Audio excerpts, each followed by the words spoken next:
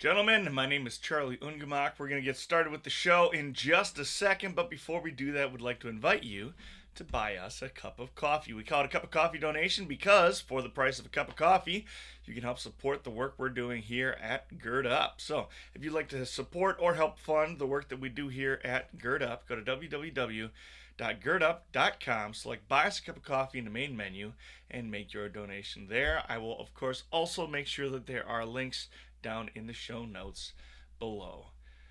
This week's episode is all about manners and why they matter. Let's get started.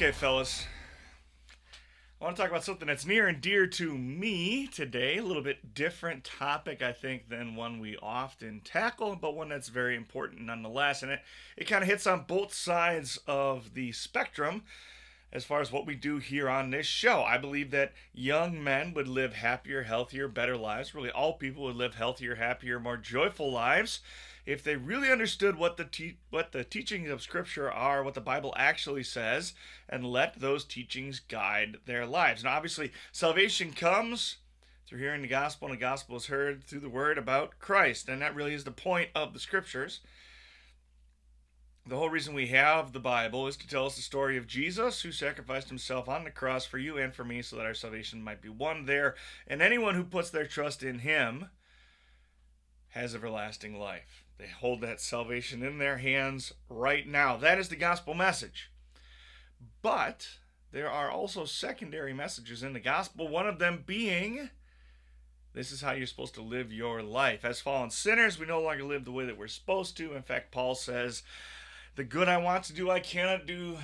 The evil I do not want to do, this I keep on doing. Who can save me from this body of death? And of course, the answer is Jesus. But until the day that we go home to be with Jesus in paradise, we still have to figure out a way to function in this world. And one of the ways that we learn to function in this world is by learning manners and etiquette. And a Christian man, a Christian gentleman in particular, is going to have a basic understanding of manners and etiquette, and they're going to live that way so that they can function in a positive way in the world that we live in now. Now, I understand that as Americans in particular, we don't really put a lot of stock and value in manners or etiquette anymore. We're going to talk about some of the numbers even to back that statement up in just a couple of minutes, but I want to make an appeal to you, first of all, as somebody who was raised as what I like to say, a country gentleman. Right? I grew up in not a small town, but a small city in Wisconsin. My grandfather was a businessman who worked with country folk, selling John Deere tractors and things like that. I grew up surrounded by police officers, both my grandfather, and several of the men that were very important to me, and military officers, but also farmers and grocery store clerks, and pretty much everything in between. And they all had a profound impact on me. And pretty much all of them had one thing in common. They all, almost to a man, understood and lived according to the rules of manners and etiquette of our culture, of our society as Americans, and frankly, even very traditional ideas of manners and etiquette. And as Americans, we like to dismiss pretty much everything that ever happened in the past. If it isn't new and exciting and creative right now, if it isn't part of our values right now, then we just kind of forget about it.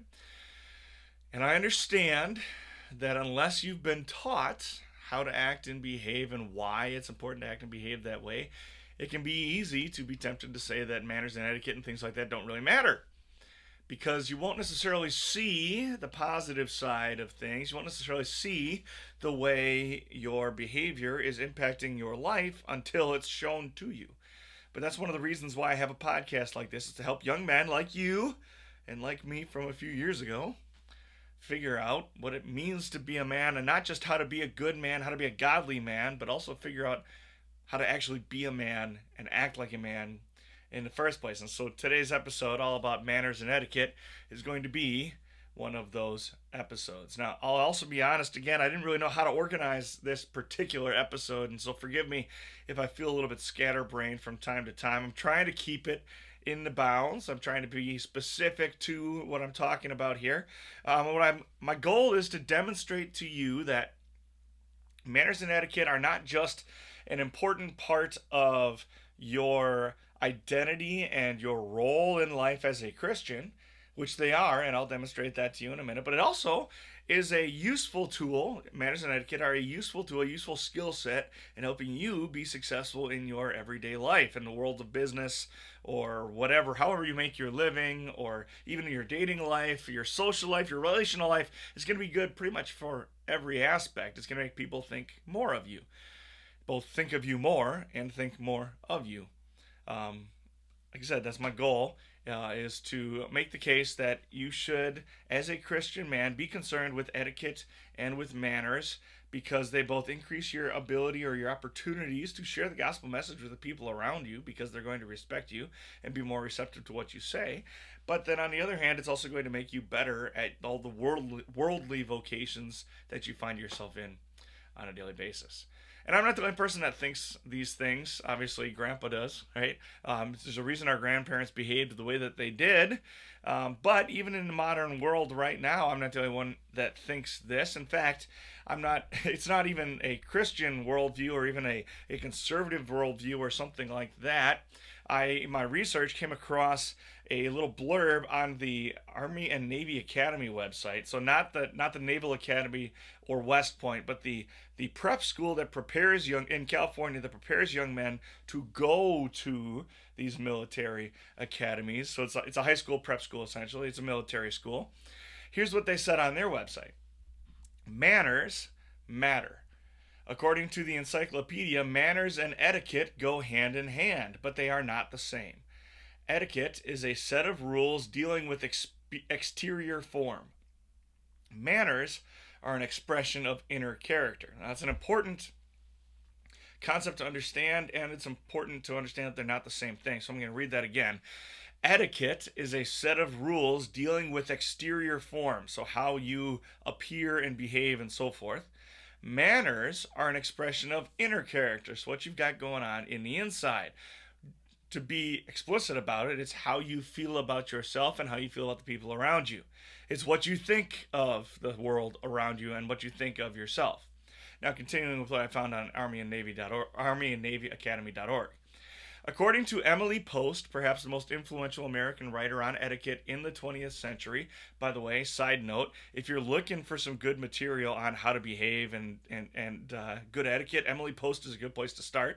A lot more talking about women than it is about men, but frankly, if you can understand what women are doing in order to be courteous to men, then it paints a pretty clear picture of how men ought to be courteous to women as well.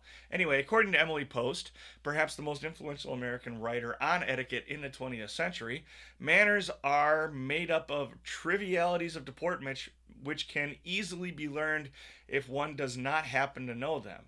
Manner, on the other hand, is personality, the outward manifestation of one's innate character and attitude towards life.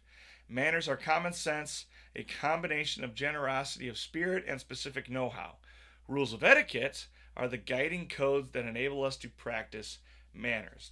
So rules of etiquette are a structure of rules or regulations or guidelines or whatever word you want to use that help us express good manners. And good manners are the result of what's going on inside my heart. So manners are, as Emily Post says, a combination of, or they are common sense, a combination of generosity of spirit and specific know-how. So the generosity of my spirit says I am going to behave in such a way that is complimentary to you or courteous to you, and I know how to do that. That's what good manners is. Rules of etiquette define what good manners are. Okay? We live in a world at the moment where a growing number of guys who are, especially young guys, who haven't necessarily been raised in such a way to appreciate or even understand what good manners are. A lot of these guys, they don't have a lot of concern for the way that they present themselves to the world. Or if they do have concern about it, they're concerned a lot of times about the wrong things. And we're going to get into why I think that is later on. Um, I don't want this to come off as judgmental. I don't want this to come off as judgmental or me just like being an angry old man scolding you or something like that. Um, Again, these are things that are important both to the Christian world and to the secular world. Um, and they are things that we need to be considerate of in order to find success in all the areas of our life. And so things like personal appearance, right? Style and fit of clothing, personal appearance like hair and physical health and things like that. Hygiene, right? Personal hygiene. How do you smell? Do you look like you're clean? Do you look like you take care of yourself? On the other side of that, you've also got things like timelessness and good posture and good manners and just kind of generally being considerate of others. We're not raised as Americans right now in our culture to be considerate of others because it's always me first all the time. Everything's about putting me first. How do I feel? How do I see the world? If somebody's judgmental or critical of me, what do I say? Well, I didn't receive it that way, right? I can be offended by you because I received it in a way that is offensive. It's always about me all the time. But that's not the way that we are framed as Christians. And yet, even though we profess to be Christians and we know that we're supposed to love our neighbor as ourselves, I still hear guys saying things like, it shouldn't matter what I look like because people should just accept me the way that I am. Or maybe I should be judged by my character and not by my manners or my physical appearance. Or maybe something like, I don't think anybody actually cares that much about manners or etiquette, and I think you're making a big deal about it, and I think people that do make a big deal about it are jerks. Well, I got something to say to that. First of all, if you say something like it shouldn't matter what I look like, people should accept me the way that I am, frankly, you're onto something there, right? You're onto something. But what you're doing is you're making an appeal to Christian morality which is guided by God's command, Jesus' command to love your neighbor as yourself, in order to govern other people's behavior. And there's two problems with that. First of all, what you're doing when you say people should just accept me and love me the way that I am, and if they don't, it's their fault.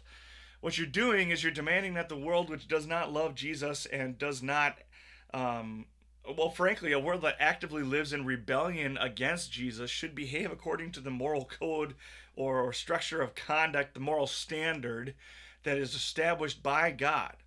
So even though they actively live lives of rebellion against God, you expect them to behave the way that a God whom they fundamentally rejected even exists tells them that they should behave. So essentially what you're saying is, I know that you don't love God or even believe that God exists, but I still want you to act as if God does in fact exist and he is the creator and judge of the world that we live in, even though you don't think that he exists. It's just silliness, right? It doesn't make any sense to expect non-Christians to behave as if they are Christians. Now, this is not a commentary on like the justice system or something like that. We certainly should hold people to the like the Ten Commandments, for example, right? We shouldn't let murder or theft be legal. We shouldn't tolerate like laws that go against the laws of God. I'm not saying that whatsoever. What I am saying is that we can't expect people who don't love Jesus to behave and live as if they do. The other issue with saying something like people should just accept me the way that I am because that's what love is, essentially what you're doing is you're asserting that the golden rule works backwards, right? What you're saying is, I don't care, and therefore you shouldn't care either. I get to tell you what to think or how to feel about me. So you're not actually loving your neighbor as yourself. What you're doing is putting yourself first and insisting that they love you in a way that you have not loved them, right? So I get to put myself and my own comfort and my own preferences above the comfort and preferences and courtesy of my neighbor. I don't know why I'm struggling with that word so much. Bear with me. What you're actually saying is that when you interact with Christians, they should know Christian love and they should behave accordingly and they should be courteous to you, but you don't actually have to be courteous in return to them. Don't be like that, right? If you dismiss courtesy and manners offhand and say, hey, they don't matter, they shouldn't be a thing, or even say, look, if you had courtesy and manners, you wouldn't care how I dress, you wouldn't care how I smell, you wouldn't care how I look. If all those things are a reflection of what you think and hear, what you're doing is you're saying, I'm going to impose myself on you and dare you to do something about it. Again, not a Christian attitude towards manners or behavior. Second thing you might say is I should be judged by my character, not my appearance. Frankly, I don't even know where that idea comes from. It doesn't make any sense. It doesn't make sense from a biological standpoint. It certainly doesn't make sense from a social standpoint. Right? We are given these tools that are useful in telling other people about us. We're communicating all the time. And so how do you communicate your character if not partially at least through your appearance? I can't even figure out where this idea came from. I did a couple of hours of research trying to figure out where these ideas come from, and pretty much the only thing I can find is that they're prevalent on things like TikTok and Instagram Reels and things like that. I personally don't want to get my philosophy from social media. So I did a little bit more digging, and the closest thing I can find in like an actual, I don't know, like a cultural statement or even like an academic ideal is what Dr. Martin Luther King Jr. said in his I Have a Dream speech, where he said, I have a dream that my 4 little children will one day live in a nation where they will not be judged by the color of their skin, but by the content of their character.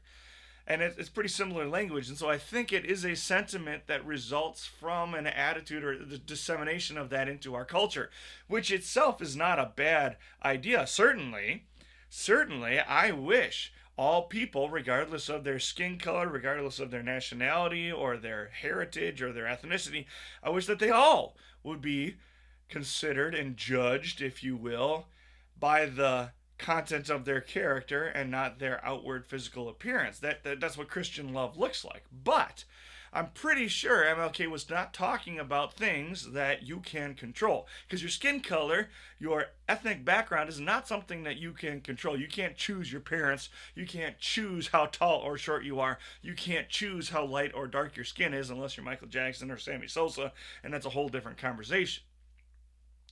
What Martin Luther King Jr. is talking about is things that you cannot control. And I would guess, now I can't speak for the man, and we can't go back and ask him, but I would guess that Martin Luther King Jr. would actually have the opposite viewpoint of manners and etiquette for this reason. Martin Luther King Jr., with regularity, quoted people like Booker T. Washington, who encouraged black Americans to conform to societal norms and earn the opportunity to be seen as equals, which, whether you agree with that as a political statement or not, it does emphasize the idea that manners and etiquette and conforming to social norms is an important thing. But Martin Luther King Jr. also, in addition to quoting people like Booker T. Washington with regularity, also was very, very careful to present himself in a way that was not offensive to anyone.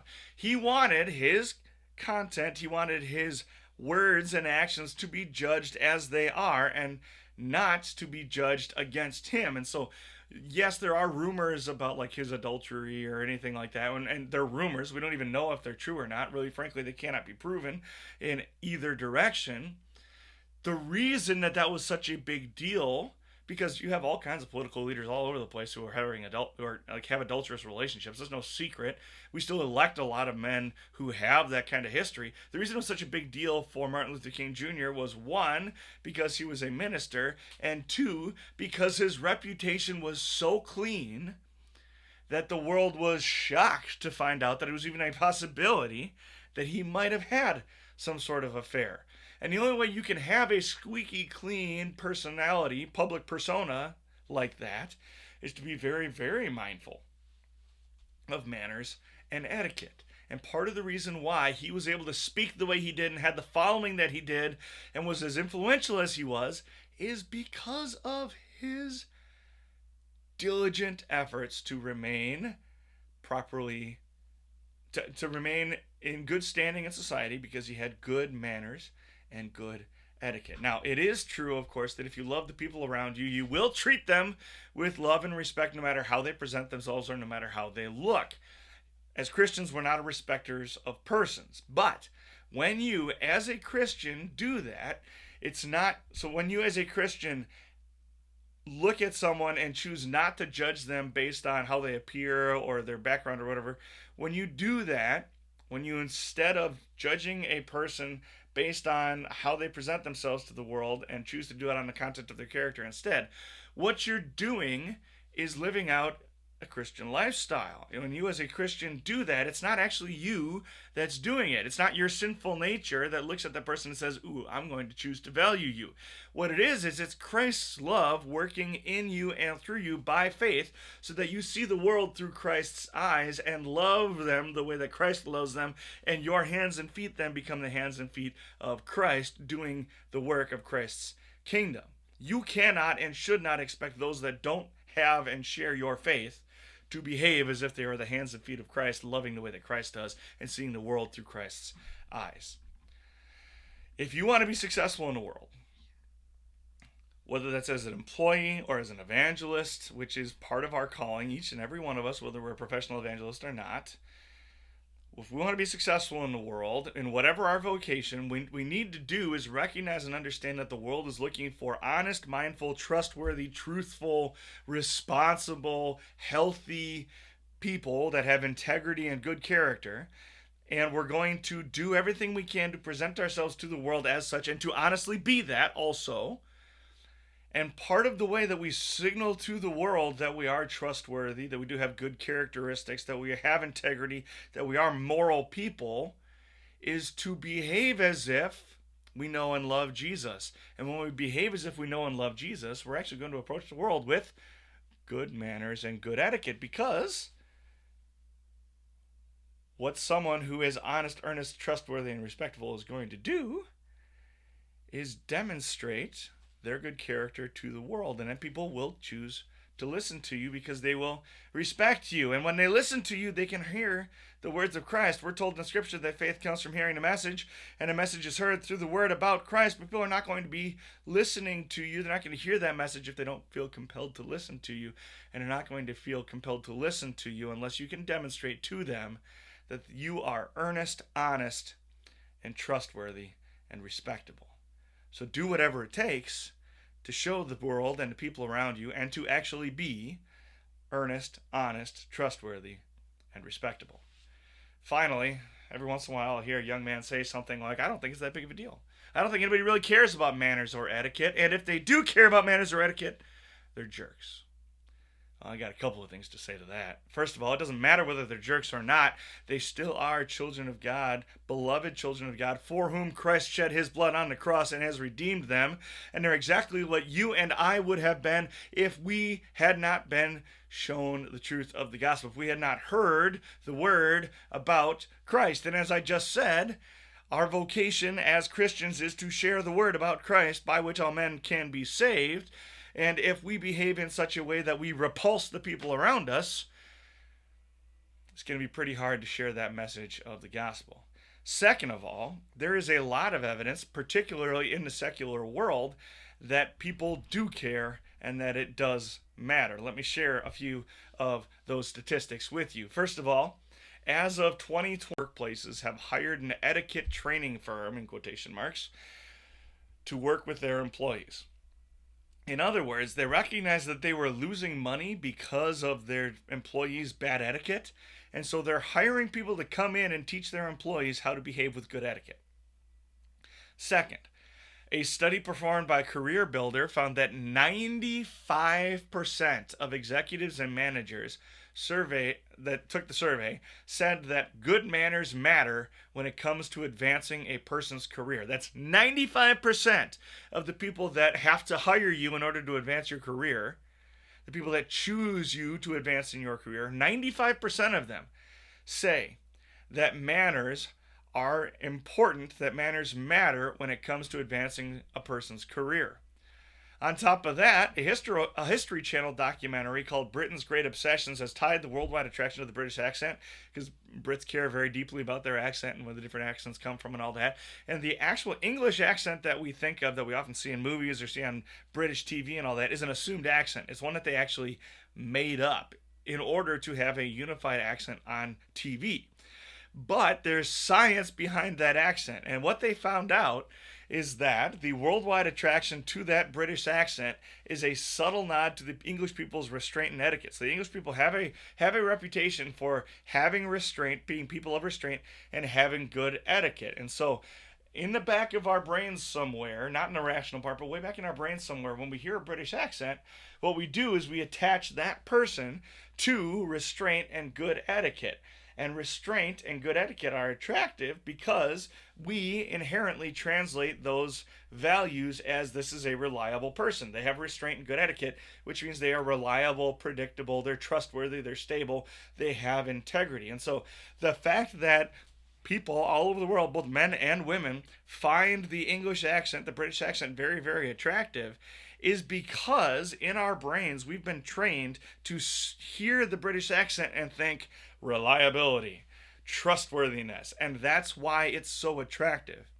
Is that it's signaling to us that this person is stable and has good etiquette and good manners, and therefore that person is trustworthy and has integrity, which is mind blowing, but again, it shows you just how important manners and etiquette are. Finally, Forbes, the magazine, says that fewer than 30% of American parents see teaching their children manners as an important part of raising their child. Now, you think about that. First of all, 95% of employers say that it's important to have good manners, but only 30% of parents think that it's important to teach their children good manners. Now, 30% right now, in 1990, 70% of people, 70% of parents said that it was important to teach your children good manners. So what's happening is there's a widening gap between the older generation and the younger generation and how they behave. Frankly, most young people, if you're under the age of 25, you probably have not been taught good manners. And so if you don't think that manners are important, don't blame yourself. Don't think that we're picking on you. It's probably because nobody ever told you that they were important, and it's entirely possible your parents and teachers didn't really think that they were important. Unfortunately, your parents and teachers were wrong. And manners and etiquette are important. In fact, based on the statistics we just looked at, good manners are actually more important than actually being good at your job. Good manners, if you want to advance in the corporate world, good manners and proper etiquette are actually more important than having skill in your job. Now, that doesn't mean that skill in your job isn't important. Nobody's saying that.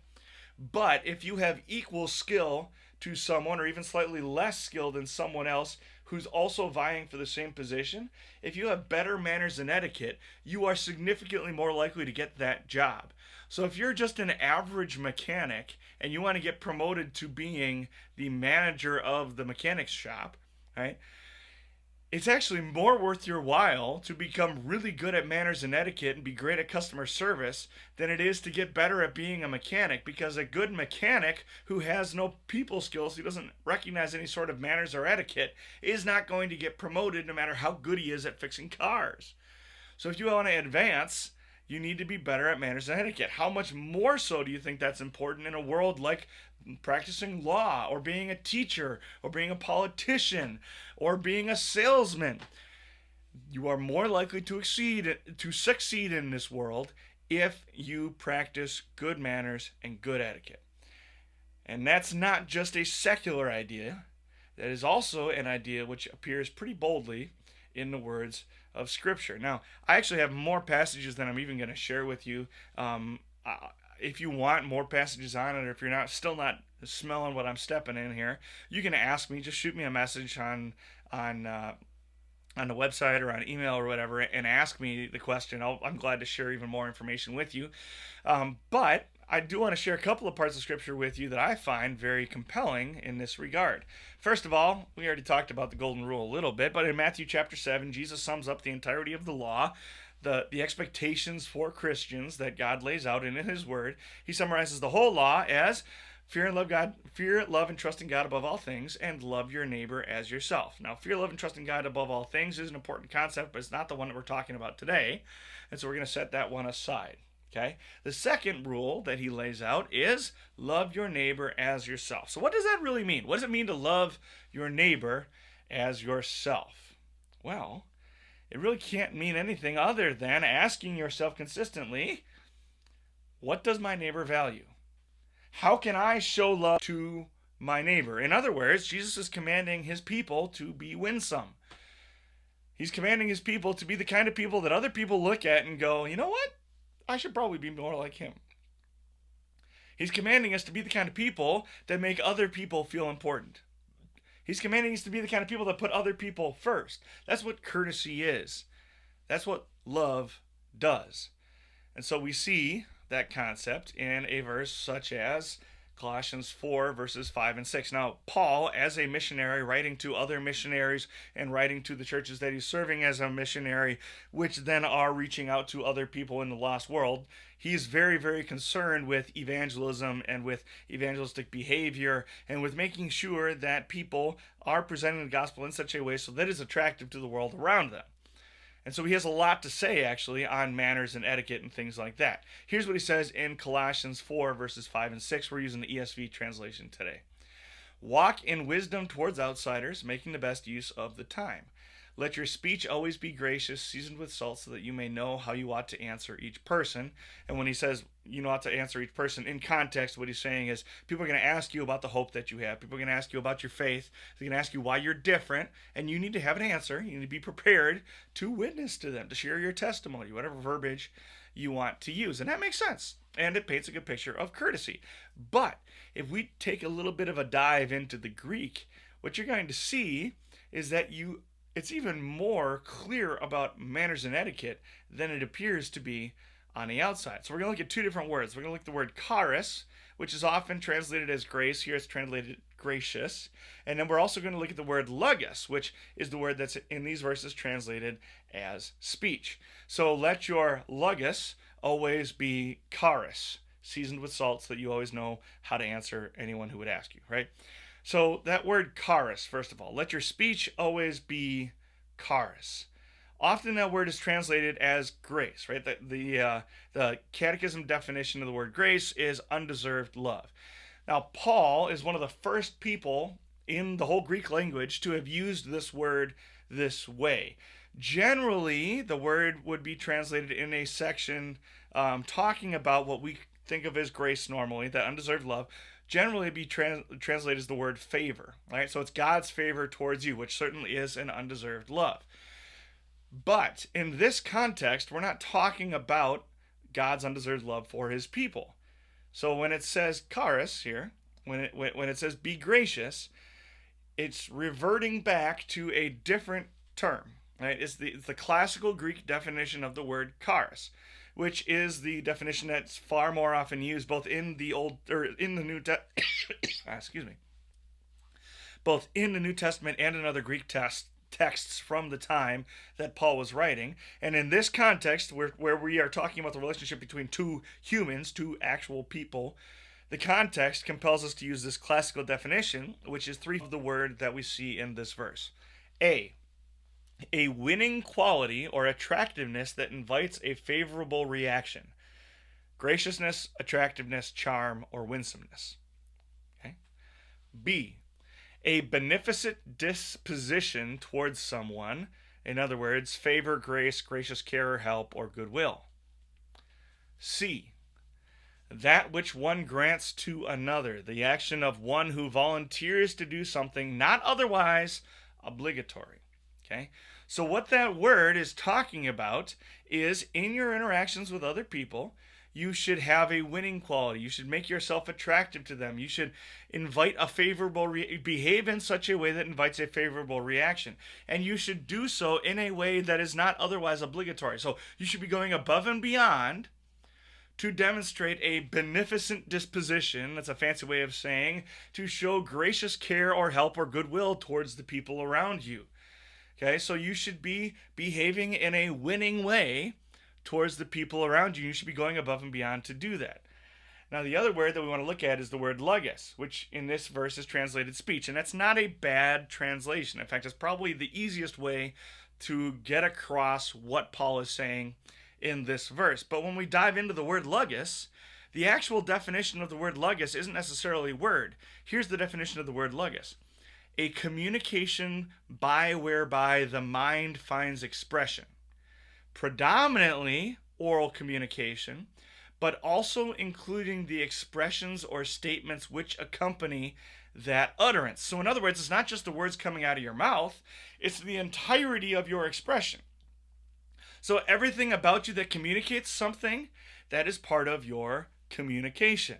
So, any part of you that communicates something, whether it's the pair of shoes that you wear, whether it's your posture, whether it's the look on your face, the way that you groomed yourself, your personal etiquette, everything that communicates something to someone around you, let all of that always be winning. Let it be attractive. Let it be beneficent in disposition. Let it be gracious. Let it be favorable. Show your goodwill and go above and beyond in doing so every time that you communicate with the world around you. So, in other words, in everything you do, at all times, in all places, let everything about you be winsome. Obviously, that's an impossible standard to keep, and then we get into a conversation about sin and grace and so forth. But equipped by the Holy Spirit, empowered by the Holy Spirit, through the gospel, we are now commanded when we go out into the world to go over the top with our communication of being winsome, being attractive, being... I'm forgetting all the words now. Having a beneficent disposition, having grace and favor, being careful to have goodwill towards everyone around you and going above and beyond in doing so. Why? So that we always know and have an answer for the hope that we have, for the reason that we're different. In other words, you are a billboard for the gospel. Everything you think, say, and do, the way you present yourself, the way you walk around the world every day, preaches a sermon. The way you look preaches a sermon. The way you talk preaches a sermon. The words that come out of your mouth preach a sermon. The haircut preaches a sermon. The way you present yourself to the world in every way, shape, or form preaches a sermon. And now you got to wonder, what sermon does that preach? And it's your obligation as a Christian to make sure that sermon is one that preaches the gospel message. 1 Corinthians 15:33 talks about bad morals and good morals and so forth. In this context, Paul is talking about people who live licentiously because they don't believe that Jesus is risen from the dead, and therefore they don't have to live in such a way so that they're prepared to meet a judge at the end of their lives. So in other words, they don't think that we are subject to the risen Lord. They don't think that we're subject to God. And so they can kind of live however they want. And what does Paul say about those people? He says, do not be deceived. Bad company ruins good character or good morals. And that word is actually the same word in Greek for manners.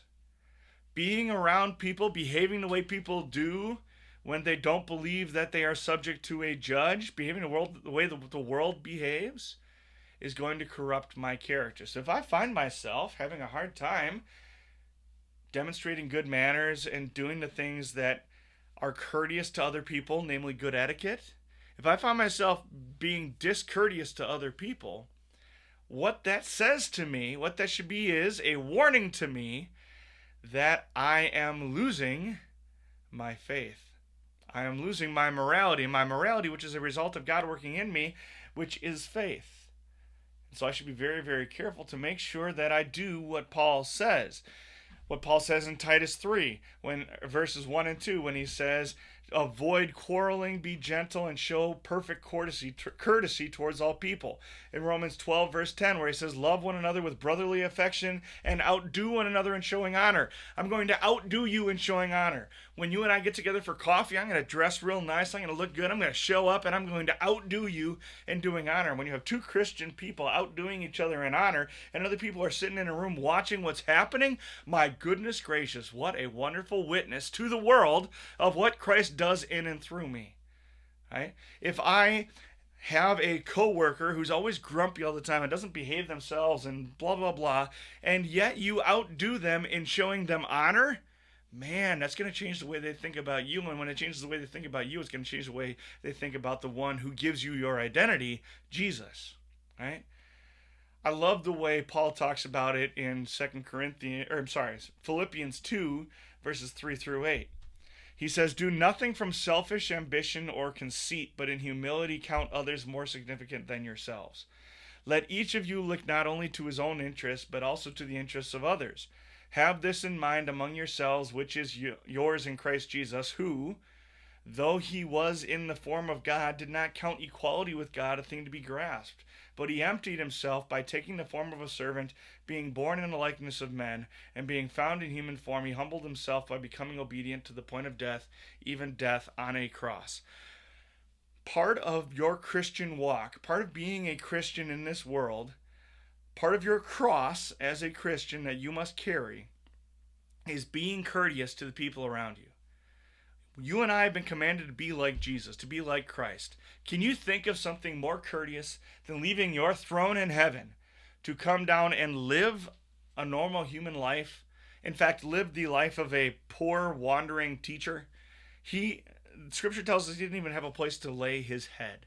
He didn't even have a home. He was even kind of cast out and kicked out of both of the two cities that he at one point called home.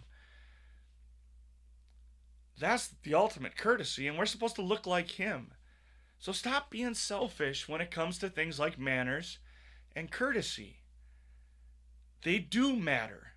They matter both inside the Christian world, where we show Christian love to one another, and they matter in the secular world, where not only does it make us more successful and better at business, but it also is an opportunity for us to let our light shine and show people what our lives are like as Christians, to show that we value ourselves when we recognize that when God looks at me, he sees his own dear child.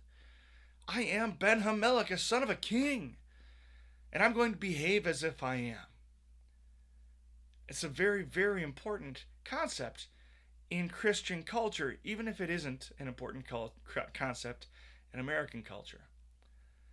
I found a really good quote that I don't think I can improve on, of all places, from gotquestions.org, which frankly is not always the best place to look if you have questions about Christianity. But this answer was one that is excellent, and I'm just going to read it because it was so good. Part of being properly socialized within a culture is learning what that culture considers acceptable behavior in dining, conversation, and attire. Proper etiquette can vary from culture to culture. It is important for foreigners, missionaries, and anyone hoping to reach across cultural lines to study the manners of that culture. Paul traveled across many cultures in sharing the gospel and planting churches. He wrote that I have become all things to all men so that I may by all means save some. The idiom, when in Rome, do as the Romans do, encapsulates that thought. In fact, side note, it was early church fathers who were encouraging Christians to behave this way that coined the phrase, when in Rome, do as the Romans do. Some people even think that it was St. Augustine himself who, when he was in Rome, lived the way a Roman does. He wasn't immoral, but he lived the way a Roman does so that he could reach Romans with the gospel message. When you're in Green Bay, cheer for the Packers, right? Continuing, when in Rome, do as the Romans do, that idea encapsulates the thought. Slurping soup in one culture is thought to be rude, while in another culture it shows appreciation to the cook. Handshake etiquette varies from culture to culture as well. Firm grips in America may translate to as aggression in a Middle Eastern culture where they're accustomed to hugs and kisses on the cheek and things like that. In fact, this morning I shook a Korean man's hand and he gave me a very soft handshake. I know that in his culture that's actually another sign of respect, but I gave him a firm handshake and I feel a little bit weird about it. It's part of understanding other people's culture.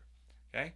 Our goal as Christians is to give the least amount of personal offense by the way we behave within a culture while paving the way for the sharing of God's truth. Etiquette is more than just fussy rules laid down by stuffy people. Etiquette is the oil that lubricates society and reduces the friction of interpersonal relationships. When we view etiquette as a means by which we earn the right to speak into people's lives, we become more sensitive to the way we present ourselves. We see our behaviors, from table manners to telling jokes, as instruments that either attract or distance others. Jesus is our model. He came to earth and took on our dress, customs, and manners in order to lead us to God. As his followers, we should see etiquette as a way to follow in his footsteps.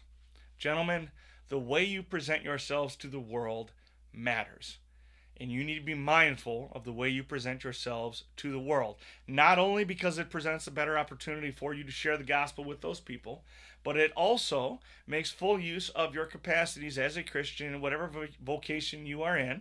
And God calls us as Christians in all of our vocations to do the very best that we can. And that means we need to have good manners and good etiquette.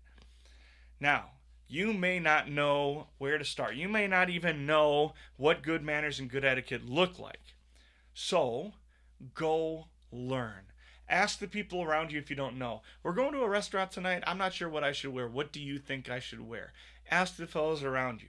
On any given day, walk into a room and just wonder to yourself, like, look around at the room and say, does my attire match the attire of the people around me? A good rule of thumb that I grew up with, that I really like and enjoy, that kind of guides my dress from day to day is meet the standard but exceed the expectation. Right? So if I'm in a setting where it's acceptable to wear a polo and khakis, well, I'm going to wear a Calvin Klein polo, which is fitted and it looks really nice, and I'm going to wear a well-fitting pair of kind of casual slacks. You'd probably call them dress pants. It's just as comfortable as wearing a golf polo and Walmart chinos, but I look a little bit better than these standards. So what I've done is I've met the norm, I've met the standard, but I've exceeded the expectation by just a little bit, right? If you're required to wear a shirt and tie, don't just go to Kohl's and buy the certain tie sets off the thing where it's like a green tie and a green shirt. Go buy clothes that fit you really nicely, try them on at the store, even ask somebody at the store to help you make sure that you pick a shirt that fits, and then get a tie in a color that complements your skin tone and so forth. And then wear a variety of ties. You don't have to wear the same thing every day. Just kind of play with it. Make sure that you look good and you feel good. And as you try these things, you're going to get better and better and better at it. But making sure that your clothes all fit, making sure that you're not wearing the exact same thing every day, always meeting the standard but slightly exceeding the expectation, and you're going to present yourself very nicely to the world. Same thing with personal hygiene. Dudes, just brush your teeth every day. Take a shower. Put on deodorant every day. Go to Walgreens and get a little bottle of face soap and use face soap on your face. Use shampoo every day. I don't care what the YouTube commercials say. You cannot use the same bar of soap for your head and your face and your hair and everything in between. I suppose you can, but you're not going to smell very good. Get Head and Shoulders shampoo. I don't even have any hair. I still use Head and Shoulders shampoo every day just to make sure they don't have dandruff. Dandruff is disgusting, so make sure you don't have dandruff. Use Head and Shoulders shampoo every day. It's cheap and effective. Wash your face and put on deodorant every single day. Take a shower, put on deodorant, brush your teeth every day. It's just the basics of what's expected of you as an American male. And if you can do those things, you're going to look a whole lot better. You're going to be a lot more presentable every day. On top of that, take good care of your body. Not everybody's going to have a six-pack. I certainly don't. But you can take care of your body and look like you actually get off the couch every once in a while. Don't be obsessive about it. Just kind of generally take care of you. And when you take care of your body, you're going to take care of your mind as well. When it comes to things like etiquette, well, pretty much every situation you find yourself in, you know ahead of time what situation it's going to be. So if you're going into a business meeting, read a couple of online articles about how to behave at business meetings. If you're going to a wedding, do a little research ahead of time. How should I dress for a wedding? How should I behave at a wedding? People love writing about these things because, as we said, there's a whole bunch of people whose careers now are rooted in teaching other people etiquette. That's an important thing in our culture and our world, and so there are a lot of good resources, if you go look for them, that will teach you about etiquette. But etiquette is important. Manners do matter as a Christian, not only because they give you more opportunities to share the gospel, but they also are a reflection of the good things that are in you, the light that is in you, and it's going to help you be a better steward of the gifts that God has given you in whatever vocation that you have. God bless you all, gentlemen. Go be the men that God created you to be. We'll talk to you next week. Take a stinking shower every single day. I love you, fellas. We'll talk to you next time.